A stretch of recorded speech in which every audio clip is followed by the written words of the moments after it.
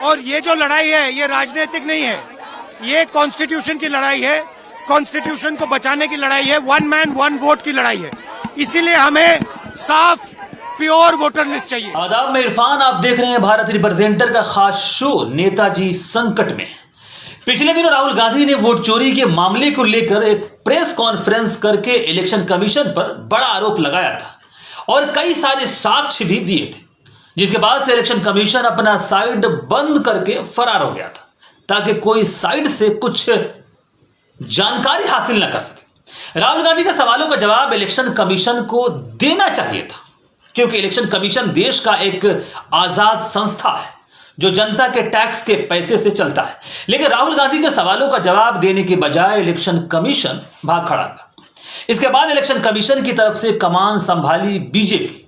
हालांकि election commission पर विपक्ष के द्वारा लगाए गए आरोप पर बीजेपी को जवाब देने का कोई अधिकार नहीं है, लेकिन बीजेपी के प्रवक्ता इलेक्शन कमीशन के लिए टीवी शो में मर मिटने को तैयार। आखिर क्यों?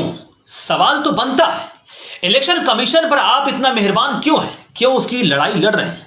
जितना इलेक्शन कमीशन बीजेपी का है उतना ही दूसरे पार्टियों का भी। फिर बीजेपी इतना परेशान क्यों है? कोई जवाब है क्या बीजेपी के पास? इस मामले को लेकर विपक्ष ने सोमवार को संसद से लेकर चुनाव आयोग तक मार्च निकाला, लेकिन दिल्ली पुलिस यानी कि बीजेपी की पुलिस संसद से चुनाव आयोग तक मार्च कर रहे इंडिया ब्लॉक के नेताओं को बीच रास्ते में ही बैरिकेडिंग करके रोक दिया। मार्च रोके जाने पर सपा प्रमुख अखिलेश यादव ने बैरिकेड फांद कर धरना पर बैठ गए, जबकि वायनाड से कांग्रेस सांसद प्रियंका गांधी ताली बजाकर चुनाव आयोग के खिलाफ नारेबाजी करते हुए नजर आए। दरअसल मामला है क्या, आप भी सोच रहे होंगे, तो चलिए हम आपको बताते हैं। दरअसल मामला बिहार में मतदाता सूची के विशेष गहन पुनरीक्षण एसआईआर में गबन और 2024 के लोकसभा चुनाव के दौरान हुए वोट चोरी का है। एसआईआर के द्वारा वोटों की चोरी करके चुनाव आयोग इस बार फिर बिहार को बीजेपी को सौंपना चाहती। अब इलेक्शन कमीशन चोरी कैसे करेगी एसआईआर के द्वारा? तो मैं आपको कई उदाहरण दूंगा। मुजफ्फरपुर के भगवानपुर विधानसभा क्षेत्र के बूथ नंबर 370 मकान नंबर 27 के पते पर 269 लोगों का नाम दर्ज है। इस पते पर अलग अलग जाति और धर्म के लोगों के नाम दर्ज हैं।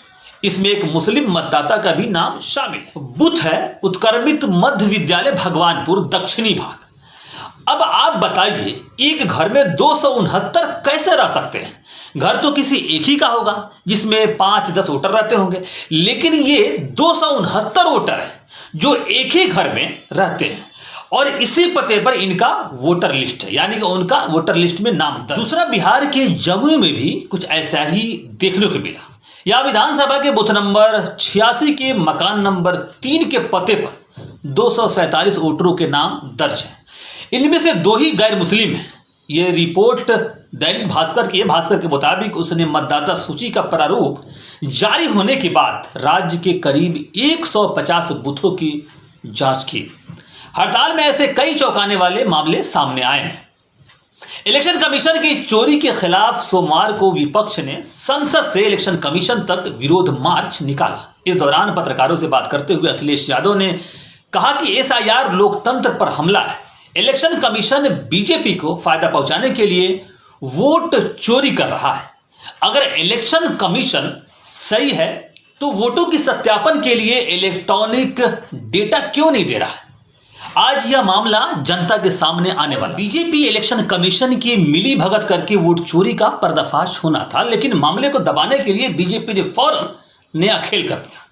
यूपी में मंदिर मजार हिंदू मुस्लिम कल हो गई। बता दें कि उत्तर प्रदेश के फतेहपुर में तकरीबन 500 साल पुराने नवाब अब्दुल समद के मकबरे को लेकर बवाल उस वक्त बढ़ गया जब हिंदू संगठन के लोगों ने सोमवार को उस मकबरे को तोड़ने पहुंचे और उनका दावा है कि इस जगह पर हजारों साल पहले भगवान शिव और श्री कृष्ण का मंदिर था। हालांकि प्रशासन ने मकबरे की सुरक्षा के लिए बैरिकेडिंग लगाई थी। नवाब अब्दुल समद के मकबरे को बीजेपी के जिला अध्यक्ष मुखलाल पाल ने मंदिर बताया था और इसी दावे के बाद से विवाद की शुरुआत हो गई। उन्होंने इस मकबरे को 1000 साल पुराना ठाकुर जी और शिव जी का मंदिर बताया था, यानी कि इस विवाद की शुरुआत भी बीजेपी के अध्यक्ष ने की है। तो आप समझ सकते हैं कि खेल कहां से हो रहा है। बीजेपी अध्यक्ष ने मंदिर के स्वरूप को बदलकर मकबरा बनाने का आरोप लगाया है। जिला प्रशासन मामले को गंभीरता से लिया है और फिलहाल मौके पर कई थानों की पुलिस मौजूद है, कैंप कर रही है। मकबरा परिसर में हिंदू संगठन के लोग घुसकर पहले तोड़फोड़ किए थे। इस दौरान पुलिस से उनकी झड़प भी हुई। इस मामले के बाद से इलेक्शन कमीशन और बीजेपी चैन की सांस ले रहा है, क्योंकि एक साजिश के तहत हिंदू संगठनों ने मजार पर हमला बोलकर इलेक्शन कमीशन और बीजेपी को बचा लिया है। हालांकि 2014 के बाद से जहां भी बीजेपी पकड़ी जाती है, उसकी एक दिन बाद या तो कहीं आतंकी हमला होता है या कहीं मस्जिद पर हिंदू संगठन के लोग हमला करते हैं या दंगा होना लाजमी है, ताकि मीडिया में वो एक्सपोज होने से बच जाए और मीडिया और जनता के बीच से सवाल ही गायब हो जाए।